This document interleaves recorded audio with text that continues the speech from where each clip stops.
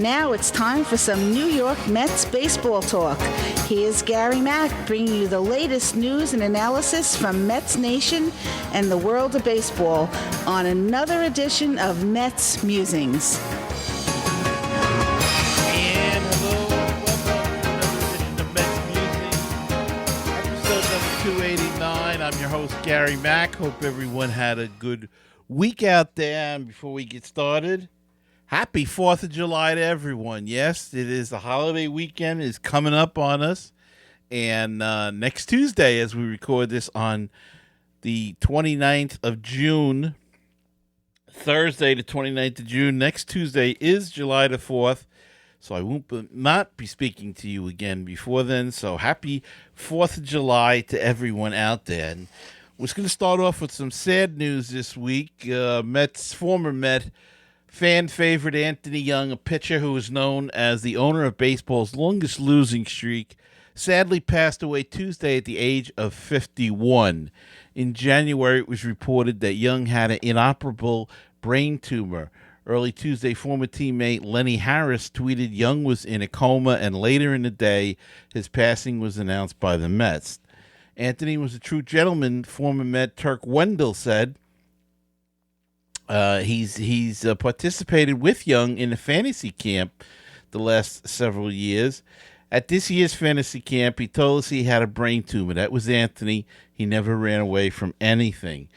Young was drafted by the Mets as a 38th round draft pick out of the University of Houston in 1987. He reached the major leagues in August of 91, but the following season he began with still a record losing streak, dropping 27 consecutive decisions from May 6, 1992 to July 24, 1993. Despite notching a solid 3.89 ERA during his career, Young finished with a record of 15-48. So a young man, 51, gone from us, way too young. Anthony Young passed away this past week. Other than Mets news, the Atlanta Braves, well, not really Mets news, or is it?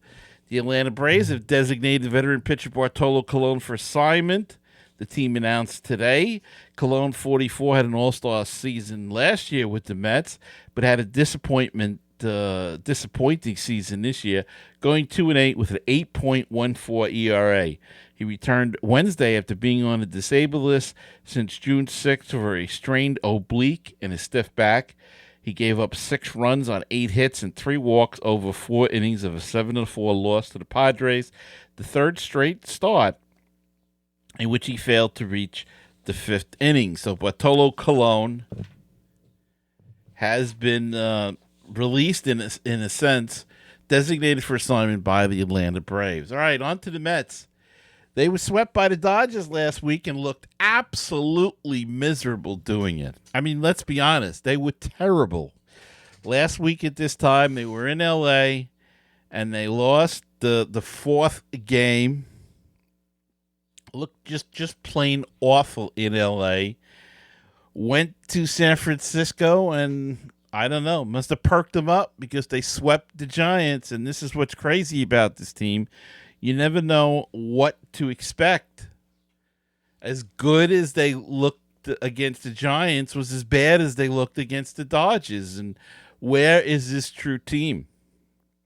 Continuing the road trip, they went to Miami, lost the opener there, won last night after a strong performance by Steven Matz. He was awesome. And they take on the Marlins again tonight as we record this, in the rubber game, and have a 2-0 lead. But go figure that the way they played in L.A., that if they can hold on and win tonight, this road trip will actually be in 5-5 and not half bad. But they just look so bad in L.A., and it really took a lot of the starch out of the fan base and I think out of the team, and lo and behold, more injuries occurred. It's getting ridiculous. It really is now. Let's go down the list of injuries. Michael Conforto is the latest. He got hit on the wrist in San Francisco. Tests have come back negative, but he still has not been able to play since then. He'll be back in action. He was hoping for the other night against the Marlins, but hasn't played, and it is revealed as a severe bone bruise, and those things can sometimes take a long time to heal. The Mets placed right-handed pitcher Robert Gsellman on the 10-day disabled list. Recalled infielder Matt Reynolds from AAA Vegas. The team announced prior to last night's game.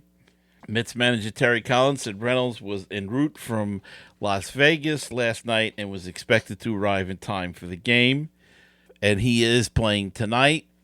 Gsellman left Tuesday night's game against the Marlins in the fourth inning after suffering a left hamstring strain while running to first base, and it looked very bad. But so be it. Another injury.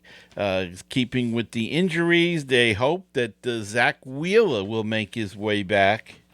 He's expected to return from the disabled list from biceps tendonitis tomorrow and could pitch as early as Saturday against the Phillies. And Neil Walker has resumed some baseball activities. He is in the beginning stages of running, he told reporters on Wednesday. He was placed on the disabled list on June 15th and has begun hitting and fielding and is pleased with his progress so far. So that brings you all up to date on that front. I guess the other big news for the Mets this week is that Tim Tebow was promoted from Low A Columbia to High A St. Lucie, and he crushed his first home run with Class A Advanced St. Lucie in the nightcap of a doubleheader on Wednesday night, playing the second game of the Mets affiliate after promotion from Low A Columbia. Tebow crushed a homer to center off of Cardinals prospect Junior Fernandez. The right-hander is the Cardinals' 10th ranked farmhand, according to MLB.com. So, Tim Tebow gets promoted. Don't know why, but he hits a home run. So maybe they know more than we know anyway. But Tebow gets promoted. AAA Las Vegas shortstop Ahmed Rosario and AA Binghamton catcher Thomas Naito will represent the Mets at the Futures game during All-Star Weekend at Marlins Park in Miami. It was announced today. Rosario and Naito are set to play for the World Team against the U.S. team, which the Mets have no representatives on, during the game, which takes place on July the 9th. Rosario, 21, is hitting .315 with a .356 OBP and a .468 slugging percentage, with 7 home runs, 14 doubles, 6 triples, and 13 steals in 76 games this season for Las Vegas. Naito, 23, is hitting .254 with a .293 OPB and a .392 slugging average, with 5 home runs in 54 games for Binghamton. He hit .321 last year as he played for High A St. Lucie. So Tomas Naito, and Ahmad Rosario will be in the future games for the Mets. All right, time to take a break. And when we come back, we'll have a guest to talk about the Philadelphia Phillies. So stay with us. Looking for great Cardinals talk? Then check out Conversations with C70. My name's Daniel Shoptaw, and I talk with some of the great bloggers on the internet today about their teams, but it always goes back to the Cardinals. Find the latest episode on my website, www.cardinal70.com, or at baseballpodcast.net. Did you know that Baseball PhD can be heard on baseballtalkradio.com? Our shows rotate with other top baseball podcasts. Now don't forget, that's baseballtalkradio.com. With us, we'll help you get a PhD in life through baseball. With baseballtalkradio.com, you'll hear the rest of the excellent universe of baseball podcasts. 516-619-6341. That is the comment voicemail hotline if you'd like to be a part of the show, and drop us a line, leave us a comment or a voicemail question, anything at all. Call that number 516-619-6341, or go to MetsMusings.com and click on that widget in the middle of the screen, and that's a speak pipe, and you can leave a voicemail right through your computer through your computer's microphone. Or if you prefer to do things the old-fashioned way, send us an email at metsmusings@gmail.com. The Facebook page is facebook.com/groups/MetsMusings, and the Twitter handle is at MetsMusings1.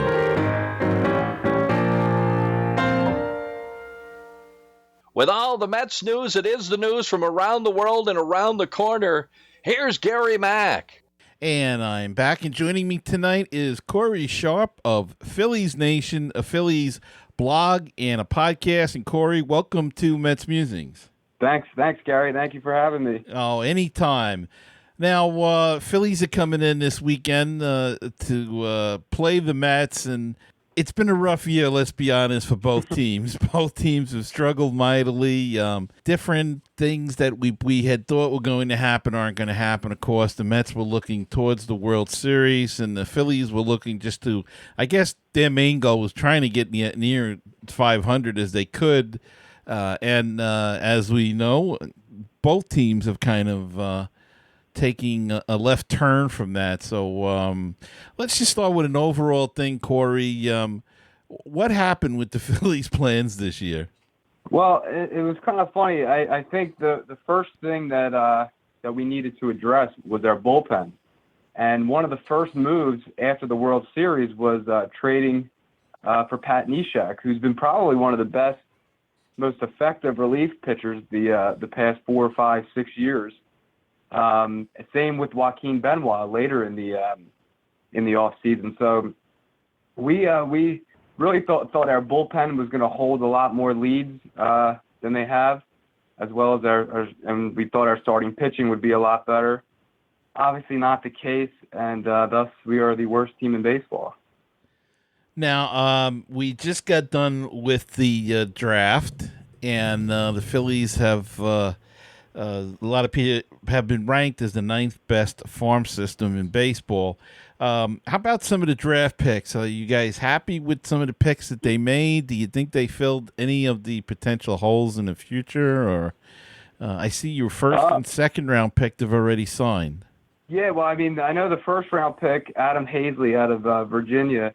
It's funny, he's getting a lot of comparisons to our first overall pick of last year, Mickey Moniak, who isn't tearing it up in the minor leagues. But Adam Hazley, he's already been promoted to Single A, to the Williamsport Crosscutters. He played 3 games in the Gulf Coast League. He went 7 for 12 with a double and a triple. And now he's at Single A.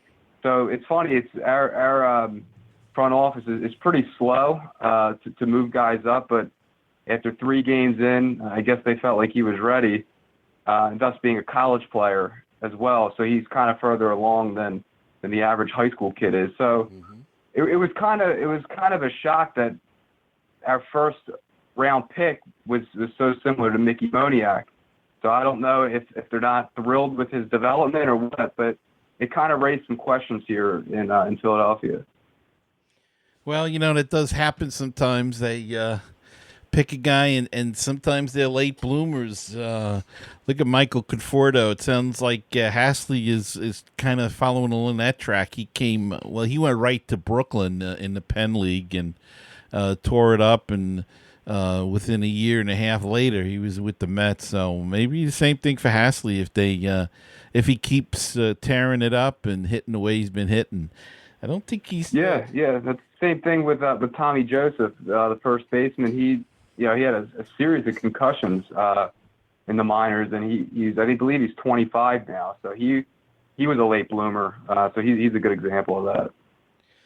Now, we talked a little bit about how the Phillies are struggling this year as well as the Mets are. But there have been reports that possibly the Phillies are tanking this year. Is there any truth to that, do you think? Or anything you noticed that would say maybe they are tanking a little bit here to get that number 1 pick next year? No, it's funny. Somebody else asked me that, and I think it's really hard to tank in baseball. I mean, basketball is so much easier. There's only 5 players on the court. Football is tough to. So with baseball, I don't think there's such a thing as tanking. And like I said, their bullpen was expected to be their main, their strong suit this year. I even wrote about that in the off season. Hector Neris, who's at times has an unhittable splitter. Him and Jamar Gomez, who was the closer last year, but everybody knew he wasn't a closer. So he was going to be that 6th or 7th inning guy. And in 2015, I believe he had an ERA of 3.04, somewhere around there. So he was effective. Like I said, Joaquin Benoit, Pat Neshek, and Eduardo Ramos, who showed real good promise last year. He was 24 years old, had a 3.83 ERA in about 40 games. He had closer stuff. He he threw in the high 90s and with a really good breaking ball. But it hasn't worked out. And we even signed Howie Kendrick and Michael Saunders. And Kendrick has worked out, but he's been hurt most of the year. And Saunders hasn't. So I don't think it's a tank job. I think it just got out of control really fast. Mm-hmm. And some of the starting pitching didn't really perform as well as it had last year. But Aaron Nola's been pitching pretty good lately, but some of the other guys just haven't pitched as well. Yeah, even with Nola, sometimes, he's very inconsistent, though. So his last 2 starts, he looked really, really good. And he's also been hurt. What's funny was last year he was probably topping out at 92. And he had an elbow problem, so he decided to rehab it, and he's come back. He's throwing 95, which was kind of interesting. So we know his arm is pretty good, right? But yeah, he had a back problem this year. Actually, it was the game after the Mets. I believe it was his 2nd or 3rd start of the year. He went on the DL for a month, and when he came back, he threw 7 innings, 1 run against the Pirates. But then his next 2 outings were bad, and he'll come back with a good outing. But his last 2 were good against St. Louis and the other day against Seattle.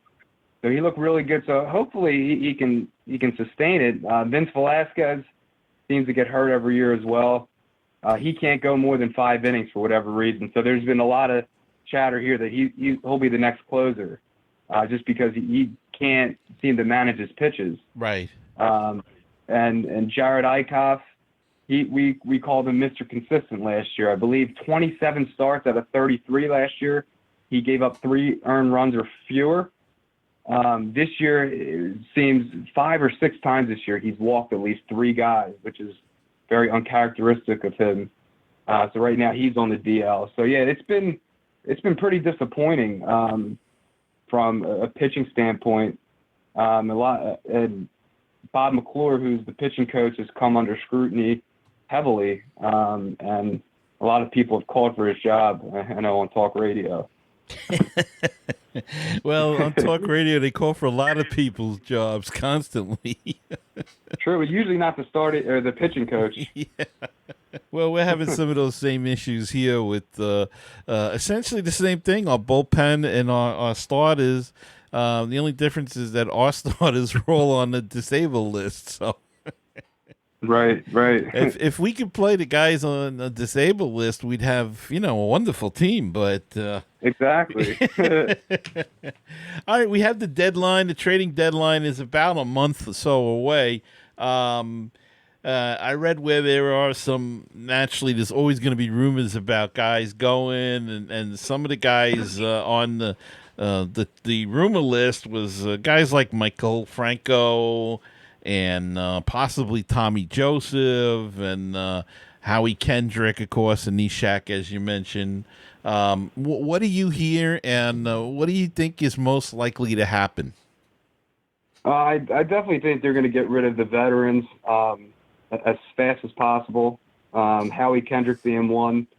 They would have liked to get rid of Michael Saunders, but they already cut him.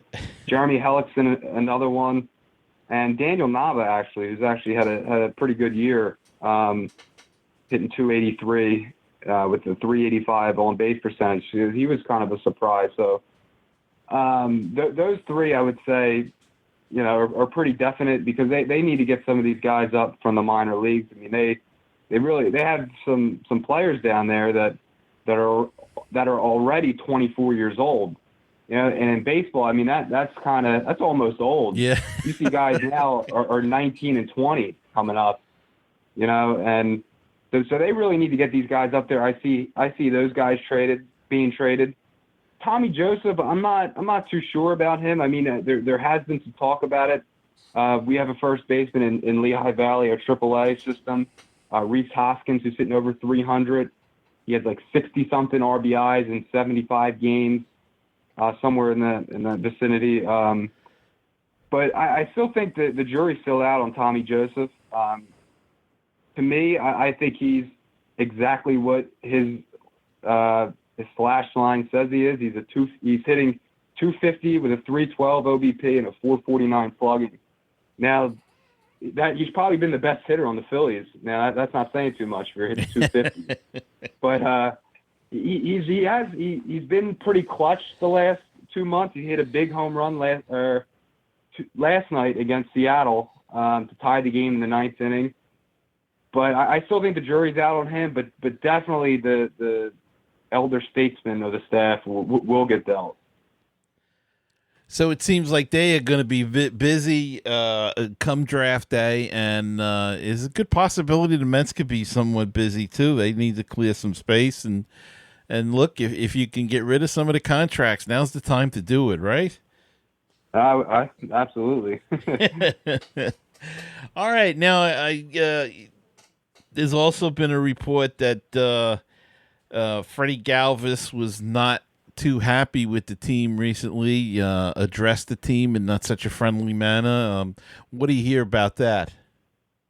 Yeah, well, it's about time somebody got pissed around here, honestly. I think it was great that somebody stepped up. Nobody else is stepping up, not even the manager, which I'm not too happy about. I wrote a piece about that the other day, but it's funny. I don't think it's a coincidence. They won 2 games in Seattle. They scored 4 runs in the ninth inning to 4 insurance runs in the ninth inning Tuesday night to win 8-2. So they were up 4-2 in the ninth, and then they came back from a 1-run deficit yesterday and scored 2 runs to win 5-4. So that's something we haven't seen in months since April.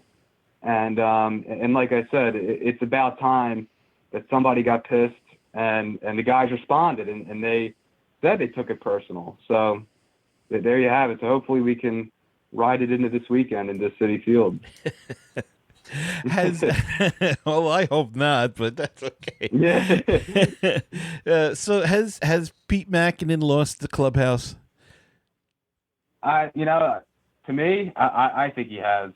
And in the same piece I wrote a couple days ago, last week against the Cardinals, about a week ago today, there was conflicting reports about Pat Neshek's availability. So this was last Wednesday. Neshek arrived at the park and was told by Pete Mackinnon he had the day off. So at the end of the game, the Phillies lost. Of course, I think they blew a lead, actually. They were up 5-0. So he was asked, why didn't you use Neshek?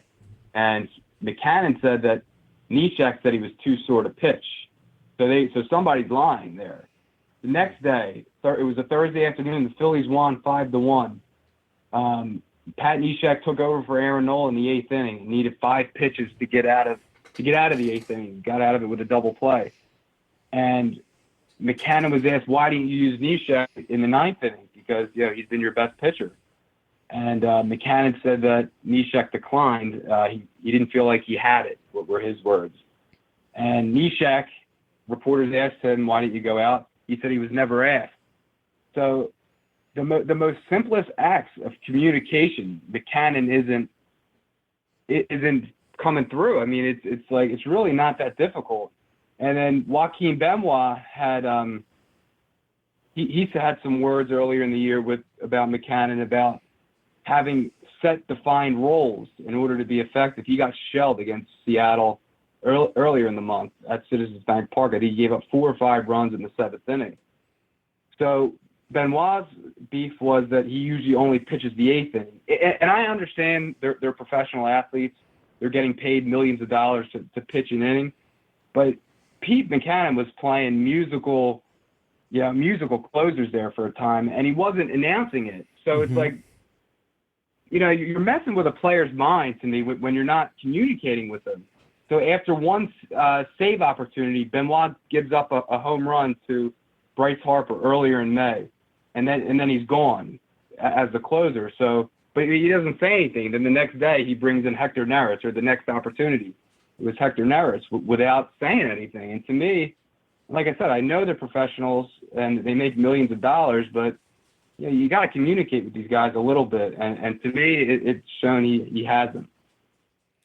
Yeah, without a doubt. That's the whole job of the manager. That's basically nowadays is the communications with the guys. And if you lose that, it's such a hard thing. And I also heard about an interview he did on the West Coast, I guess it was, McKinnon I'm talking about Odubel Herrera. I never can say that guy's name. Odubel. Thank you. Yeah. And said that he tried talking to him. Maybe do you know about that particular incident? Yeah, there was quite a few. Herrera is I hate talking about guys like this, but I'm just calling it how I say it. He is an absolute headache. I mean, he runs through a stop sign. This was again last week against the Cardinals. He not only did he run through the stop sign, Juan Samuel, former Philly third base coach, he runs around him. So he didn't even take a good enough angle to cut off the base. You're supposed to hit the inside corner of the bag. Right. I mean, I don't know what he was doing. He ran. I'd never seen that before. He ran around the third base coach. So I've never seen anything like it before. The next day, he was picked off at third base, a snap throw from Yadier Molina. And then over the weekend in Arizona, he ignored a stop sign. Another one. He was on first base. Pete Mackanin put on the "Don't Steal" sign. I didn't know they had them, but Mackanin put it on, and Odubel admitted to seeing it and knowing what it was, but he decided to go anyway. So I think in that interview, he said he's really tough to deal with. He's just a very different personality. I agree with that. I mean, this year at least, Herrera's head's been up his rear end 70% of the time. And he's wearing out his welcome here. People are tired of it. You can't hit. The last year he was an all-star. He hit 286. His rookie year he hit 297, and this year he's hitting 253. You can't be hitting 250 and making some of the bonehead moves that he's been doing lately. So I think that's where the frustration's coming in. If you're not going to perform, you can't be a bonehead. Yeah, he hasn't established himself as this, super all-star a superstar all-star that as you said, the average is dropping, and yet he seems to be has his own set of rules, and he's defined. And it's a shame too, because he is a talented guy. Yeah, no, he really is. It's funny. And last year, he was an all-star, as we know. And I looked it up. The first 3 months of the year, April, May, and June, he walked 42 times. And in July, August, and September, he walked a total of 21 times. This year, we're almost at the halfway point. He's walked 16 times. His on-base percentage is .293. So I don't know what happened. I know he got paid over the offseason. A very team-friendly deal, but I think he got like 16 million guaranteed, I think. 5 years, 30 million, 2 option years after the 5 years. So it ends up being, I think, 7 for 62. But so I don't know if that's got to his head. He's been asked about it. He said it hasn't. I don't know. I mean, it doesn't seem like he's all that focused this year. Yeah, and such a shame because it was a great story. I mean, a Rule 5 draft. They had to keep him on the team. They played him. He really earned his way onto the team and stayed. And now you want, like you said, you wonder, he gets paid and now this. Yep. It's just you don't know what gets into the heads of these guys. You've got everything in front of you here. Professional baseball you're playing, and still can't keep taking it for granted. I mean, I wouldn't, but I'm not in their shoes, so I guess I can't really comment. That's right. Finally, I read that I know the bullpen's been bad, but Dominic Brown is pitching in the minor leagues. Yeah, I saw that the other day. Yeah, he has an ERA of infinity. Oh my goodness! Is that a planned thing, or is that? I know he was a highly touted guy, and never really has lived up to his billboard. But is this a planned thing, or is this one of those things where they just didn't want to waste a pitcher and they put him in? Yeah, I don't know. I thought it was a planned thing. He was going to try to resurrect his career as a pitcher. But then when I saw the situation of the game, it was the 14th inning. So I don't know, right, if they ran out of pitchers and they thought that was the best time to use them or what. I thought it was a planned thing. That's how he's going to resurrect his career. I haven't heard after that if he's going to continue. After, I think he faced 5 batters. He gave up 4 hits. Yeah. And walked the guy, and they all scored. So, well, there have been guys that have done it, so maybe it is. It almost seemed like it was a planned thing, like you said. In reading the article, it seemed like that, but right, who knows? Let's hope they have some better prospects down in the minors than Dominic Brown is coming up to pitch. Right. Well, Corey, I want to thank you for taking the time out. I know it was the last minute, so I really do appreciate you coming on tonight. And tell the folks about Phillies Nation and where they can find it. Phillies Nation, we call ourselves more than a blog. We're on Facebook at Phillies Nation, Twitter at Phillies Nation as well. And then on Instagram, we have an Instagram account. It's Phillies Nation and underscore as the last character. Somebody on Instagram took Phillies Nation, so don't forget the underscore. And on Twitter as well, if I didn't say that already, it's just Phillies Nation. So, and then PhilliesNation.com is where you can find all our stuff. And there's also a podcast too, I understand. Yes, we do have a weekly podcast. Our editor-in-chief, Tim Malcolm, who is the host of that podcast, brings on the writers. We have 5 writers, so everybody gets a turn every week. And also, he brings on a guest as well. Sounds terrific. And again, thanks so much for coming on tonight. Yeah, thank you for having me anytime. All right. And we'll be back right after this. Hey, baseball fans and book fans as well. This is Frank Nappi, author of the Legend of Mickey Tussler series, inviting all of you to learn more about my protagonist, Mickey Tussler, an incredible pitching prodigy who has autism. Follow Mickey's journey as he captures the hearts of fans everywhere with his blazing fastball and indomitable spirit. Please visit Amazon or www.franknappy.com for more information. Hi, this is the world-famous Mr. Brewtown of BrewtownSports.podomatic.com. You can find us on Facebook, Twitter, and Google+. Brewtown Sports. You can also listen to the show at Stitcher.com, TuneIn.com, and iTunes.com. And we've got the new one. It's called BrewtownRadio.weebly.com. But the one that I'm most proud of being on is BaseballPodcast.net. It is the home of great baseball talk shows. Check it out, my show and all kinds of other programs all about Major League Baseball. So check it out. That's baseballpodcast.net, the home for great baseball talk shows. The Phillies and Mets rivalry has never been better. Hi, my name is Rich Baxter, and I host Phillies Talk Podcast. I hope you'll join me as we talk all about the Phillies all season long. That's Phillies Talk Podcast at fightinphillies.com. And now back to Gary Mack and this great edition of Mets Musings.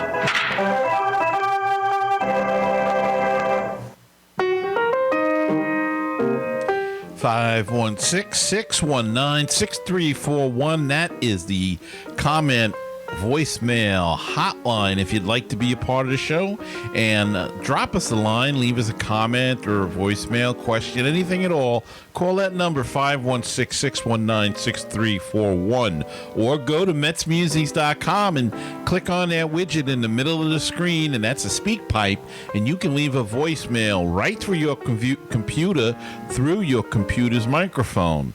Or if you prefer to do things the old-fashioned way, send us an email at metsmusings@gmail.com. The Facebook page is facebook.com/groups/MetsMusings, and the Twitter handle is at MetsMusings1. And if you'd like to help out the show, check out our Patreon page. Check out the campaign at patreon.com/MetsMusings.